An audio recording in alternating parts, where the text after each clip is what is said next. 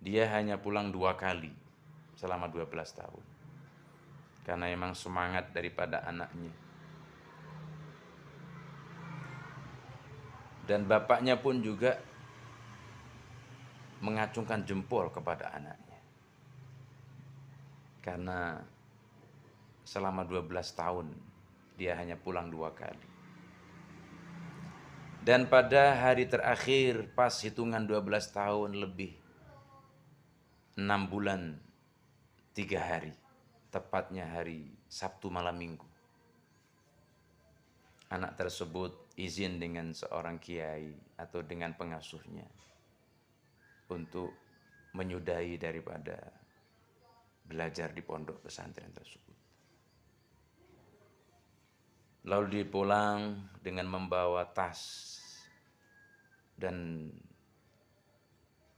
beberapa pakaian.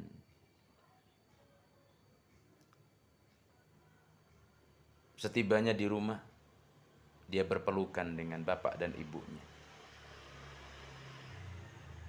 Dia bersalaman dengan bapak ibunya layaknya orang yang pulang dari pondok pesantren. Berjalanlah waktu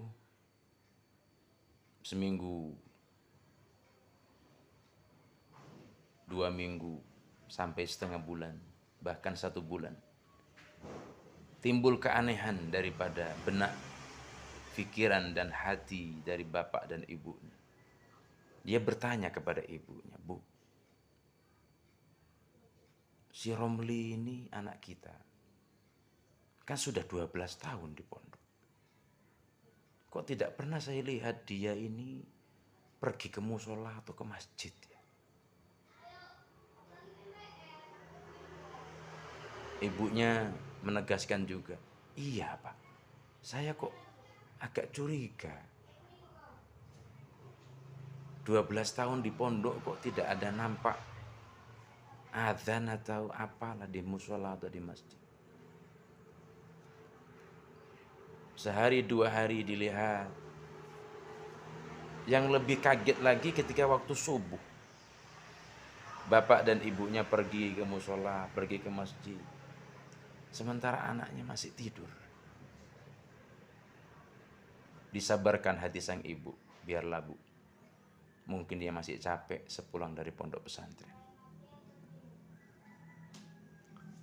Namun berjalannya waktu sampai 2 bulan, kok tidak ada perubahan. Singkat cerita, bukan sarung yang menempel di badannya, tapi celana jin. Bukan baju koko yang menghiasi tubuhnya, tapi pakaian-pakaian ala ketat.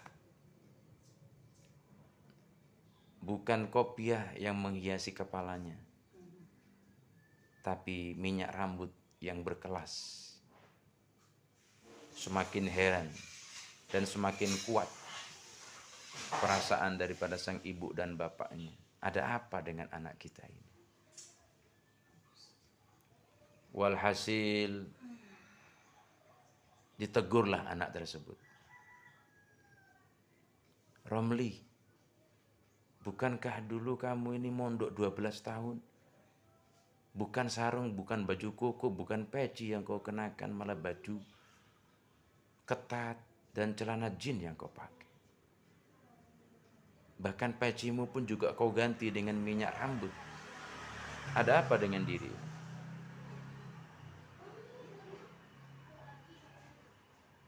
Apa hasil kamu selama 12 tahun? Bukankah kamu dulu waktu kecil ingin khutbah, ingin ceramah dan lain sebagainya? Tapi mana hasil selama 12 tahun?" Jawaban singkat daripada anaknya, "Sebelum bapak menyalahkan aku, lihatlah dulu di warung kita, lihatlah di toko kita.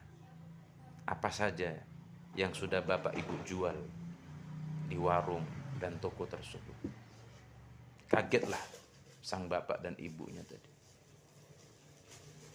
Lalu dilihatlah Ternyata di warung dan di toko itu bukan satu atau dua, bahkan berkerat-kerat minuman-minuman keras. Lalu anaknya mengatakan, 12 tahun tiada guna, wahai bapak dan ibu. Modal yang kau berikan selama aku mondok, modal dari inilah penjualan daripada minum-minuman keras ini.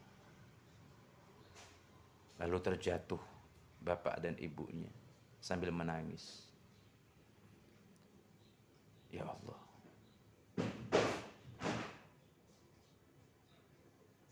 kenapa nasibku seperti ini?